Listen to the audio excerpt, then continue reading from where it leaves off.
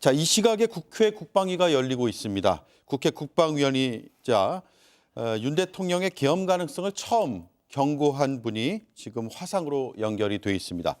김병주 더불어민주당 최고위원 연결하겠습니다. 의원님 나와 계십니까? 네, 안녕하세요. 김병주입니다. 예, 안녕하십니까. 계엄 사령관이었던 박안수 육군참모총장이 포고령 발표, 계엄군 국회 진입 모두를 몰랐다고 주장했잖아요. 정말 그럴까요? 네네.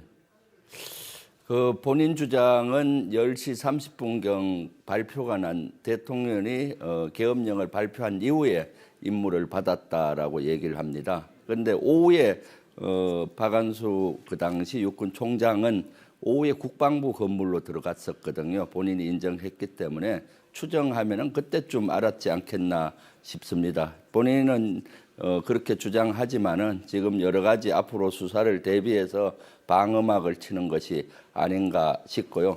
그럼에도 불구하고 박안수 계엄사령관은 여기에서 상당히 배제가 됐던 것 같아요. 김용현 전 장관과 수방사령관, 방첩사령관, 또 특전사령관 이런 요원들에 의해서 사전에 이렇게 좀 준비되고 육군 총장은 거기에서 준비 과정에서는 배제된 걸로 추정됩니다. 예. 자, 그런데 계엄 포고령 내용이 사실 이번 계엄의 위법성을 보여주고 있는데 그걸 누가 작성했는지가 현안 질의에서 밝혀졌습니까? 누구가 작성했는지는 밝혀지지 않았지만은 그 초안은 이미 국방부 김용현 전 장관이 계엄을 발표하기 전에 이미 만들어서 충분히 법적 검토를 했다라고 얘기를 했습니다. 그래서 박안수 계엄사령관은 계엄사령관 임무를 받고 그 초안을 받아봤고요. 그래서 법적 검토가 필요하고 그것을 또 내리려면은 정군의 비상계엄이 돼야 되기 때문에 대통령으로부터 지침을 받았느냐라고 장관에게 물어봤더니 이미 다 지침을 받은 것이다. 그 법적 검토도 사전에 다 마친 것이니까 그대로 시행하라라고 얘기를 해서 본인은 그대로 시행했다고 합니다. 그리고 그 포고령은 최초 초안에는 포고령을 발의하는 시점이 22시, 밤 10시로 돼 있었는데 시간만 자기가 그때 맞게 변경을 했다라고 이렇게 주장을 하고 있습니다. 그래서 포고령은 제가 봤을 때 사전에 김용현 전 장관 지시로 만들었을 걸로 보이고요. 네, 그렇게 만든다면은 아마 방첩사령관부와 같이 협조해서 만들지 않았나 싶습니다. 예. 김용현 장관이 만들었고 대통령에게 보고가 되고 검토도 됐다. 그러니까 대통령은 이 포고령 내용을 다 알고 있었다는 건 분명한 사실로 봐도 되겠군요. 여기에 더해서 계엄군 국회 네. 투입을 국방부 장관이 지시한 거 아니냐. 이런 질의가 나왔는데 국방부 장관이 계엄군 투입을 할 지위가 됩니까? 그러니까 법적 권한이 있습니까? 네, 국방부 장관은 군령권과 군정권을 가지고 있기 때문에 법적 지휘는 가능하다고 봅니다. 대통령이 계엄사령관을 직접 지휘를 할 수도 있고 국방부 장관을 통해서도 지휘할 수가 있습니다. 그래서 3개 사령부, 계엄 이번에 투입됐던 병력을 투입됐던 수방사령관, 특전사령관, 방첩사령관을 사전에 국방부 장관이 지휘를 했던 것 같고 실시간에도 계엄사령관이 지휘했다기보다는 국방부 장관이 직접 지휘한 것으로 그렇게 계엄사령관과 현재 장관 대리인 차관이 지금 얘기를 하고 있습니다. 예. 자, 그리고 국회에 침투하면서 실탄도 지급됐다고 지금 언론 보도가 나왔고 실제로 그런 화면들이 언론에서 방송이 되고 있습니다. 이거 누구 지시라고 파악이 됐는지 그리고 지급 자체가 사실로 확인이 됐는지도 궁금하거든요. 네, 거기에 대해서 국방위에서는 김선호 국방부 장관 대리는 특전사 해당 지휘관들한테 확인을 했더니 실탄 지급은 하지 않았다라고 얘기를 해서 제가 증언됐던 탄통들 사진이 나왔지 않습니까? 그것을 보여주고 그것을 확인을 하도록 얘기를 했는데 확인해 보겠다고 합니다. 통상 작전을 할 때 분대나 소대 단위로 실탄은 개인에게 분배하지 않고 부대 단위로 탄통에 실탄을 넣어서 통합적으로 갖고 다니는데 그런 형태가 아닌가 하는 저의 군 생활 경험으로 봤을 때는 그렇게 보입니다. 예. 자, 이 실탄 지급이 상당히 시민들이나 시청자들이 듣기에는 더 위협적으로 들리는데 실탄 지급, 계엄군 국회 투입 이건 그러면 대통령은 다 알고 있었다 혹은 대통령의 지시에 따른 것이다라고 봐도 됩니까? 저는 그렇게 보고 있습니다. 이것은 계엄은 얼마나 중요합니까? 그러면은 실제 장관이 사전에 계엄에 대한 계획을 자세히 보고 드렸을 걸로 보이고요. 그러면 그 과정에서 여러 가지 세부적인 계획을 보고했을 걸로 보입니다. 그리고 여기는 대통령도 사실 이번에 지 통제실에 직접 참 와서 한 15분에서 20분 가까이 있었다고도 합니다. 예. 아, 대통령이 지휘 통제실에서 15분, 20분 정도 머물렀다는 얘기군요.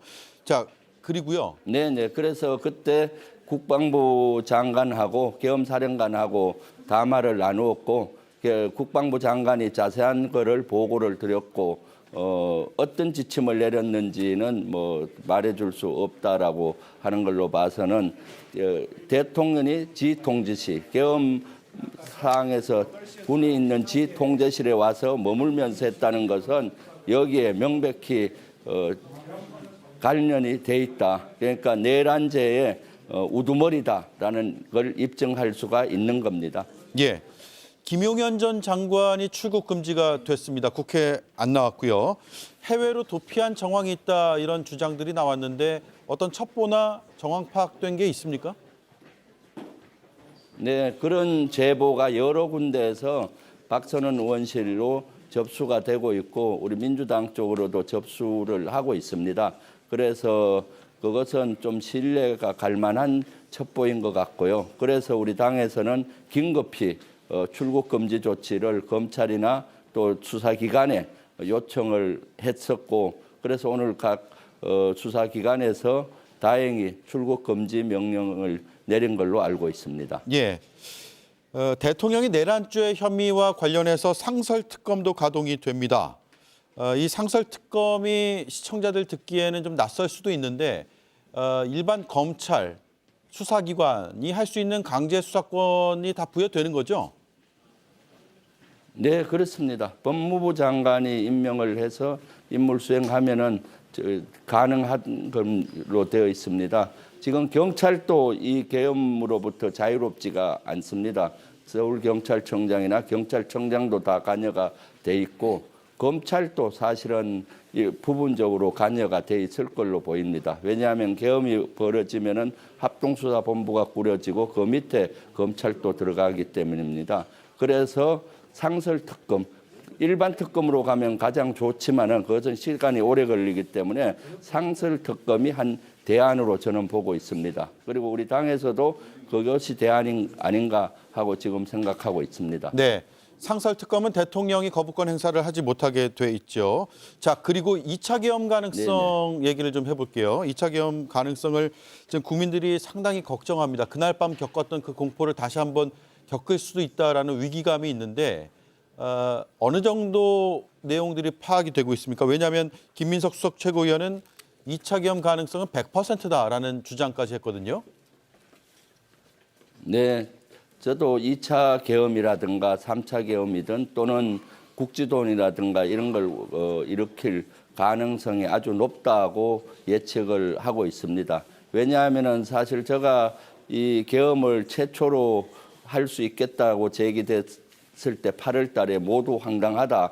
국민의힘에서는 특히 여러 가지 저를 비난을 많이 했습니다. 너무나 황당하다. 괴담을 유포한다까지 했는데 이것이 현실화됐지 않습니까? 사실은 보통의 상식을 가진 대통령이면 어떻게 이럴 때 비상계엄을 하겠습니까? 그리고 그런 대통령이기 때문에 지금 다시 궁지에 몰리면은 자신이 갖고 있는 비상계엄의 칼을 다시 뺄 걸로 봅니다. 그리고 지금은 김용현 전 장관을 제외하고는 계엄에 참가했던 모든 지휘관과 관련자들이 그대로 있습니다.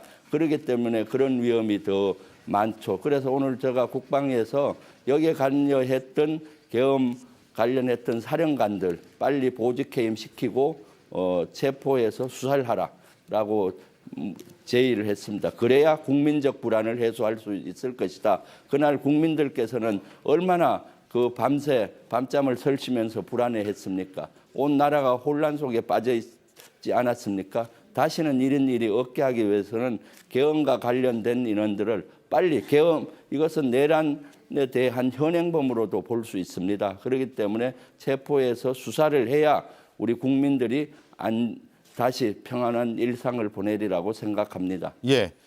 대통령이 계엄에 대해서 난 잘못이 없다. 야당에 경고만 하려고 했던 것이다라는 발언을 했다고 알려지고 있습니다.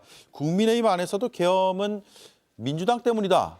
이런 주장까지 나오고 있는데 민주당의 지도부니까 반박을 들어보겠습니다. 너무나 어처구니가 없고 너무나 무책임하고 한 발언입니다. 사실은 계엄은 국가의 전시나 사변에 준하는 아주 그러한 상황에서 이뤄지는 행위인데 실제 야당 탓을 하고 있습니다. 지금이 얼마나 평온하고 그렇습니까? 전시도 아닌데 그런 자신들의 정치적인 위기를 덮기 위해서 공권력, 특히 군을 동원을 해서 헌법을 위반하고 법률을 위반하면서 내란죄까지 이렇게 범하는 집단입니다. 저는 윤석열 대통령 그러고도 어땠습니까? 계엄 해제할 때 사과 한마디 하지 않았습니다. 그리고 시간이 지나니까 오히려 적반하장격으로 민주당 때문이다라고 하고 경고성이다 하는데 국정 운영이 장난입니까? 비상계엄 이런 것이 장난입니까? 이것은 더 이상 윤석열 대통령을 그 자리에 있게 해서는 안 된다. 대한민국을 가장 위험에 빠뜨리는 사람은 윤석열 대통령이다라는 생각을 합니다. 그래서 하루빨리 사퇴해야 된다고 생각합니다. 본인이 사퇴를 안 하면은 실제 특검을 빨리 해서 그 자리에서 내리는 것만이 대한민국이 살 길입니다. 그대로 두면은 대한민국이 더욱 가속도로로 무너집니다. 예. 자, 마지막 질문입니다. 토요일인 7일 저녁 7시에 탄핵 소추안 처리를 하게 됩니다. 국민의힘은 부결을 당론으로 정한 상태죠. 어떻게 전망하십니까? 혹시 네, 여당과 물밑 협상이 이루어지고 있습니까? 지금 뭐 물밑에서는 얘기는 되고는 있지만은 사실 쉬운 문제가 아니라고 봅니다. 당론으로 정하기 전까지는 국민의힘에서 정하기 전까지는 이탈표가 한 10표 이상은 날이라는 기대를 많이 했습니다. 그런데 실제 이제 당론으로 정하고 만약에 전원이 본회의장에 나타나지 않으면 방식으로 전술을 쓸 걸로 보입니다. 그렇기 때문에 이것은 진짜로 내란죄에 관계되고 하기 때문에 우리 국민들이 지금 공분하고 불안해하고 있습니다. 국민의힘에서 만약에 여기에 탄핵에 동의를 하지 않는다면은 내란을 방조하고 내란에 대한 공조 또는 내란을 방조하는 그런 걸로 보입니다. 그럼 당명을 국민의힘에서 내란 동조당으로 바꾸는 게 차라리 낫겠죠. 국민들은 그거를 원하고 있습니다. 국민들은 윤석열 대통령, 가장 위험한 대통령, 정신 나간 대통령 빨리 내려야 된다. 그 국민의 명령, 국민의 생각을 국민의힘 의원들은 겸허히 받아들여서 찬성으로 가야 된다고 생각을 합니다. 국민들께서 같이 이것은 해줘서 대한민국을 안전한 나라, 다시 무너지고 있는 나라를 멈춰 세우는데 동참해 줄 것을 간곡히 부탁드립니다. 민주당 혼자의 힘으로는 되지가 않습니다. 우리 국민들이 같이 나서 줄 것을 부탁드립니다. 네. 네, 여기까지 듣겠습니다. 국방위 질의 중에 나와 주셨는데요. 감사드리고요. 긴급 현안 질의 계속 잘 지켜보겠습니다. 고맙습니다. 네, 감사합니다. 예, 지금까지 국회 국방위 간사인 더불어민주당 김병주 최고위원이었습니다.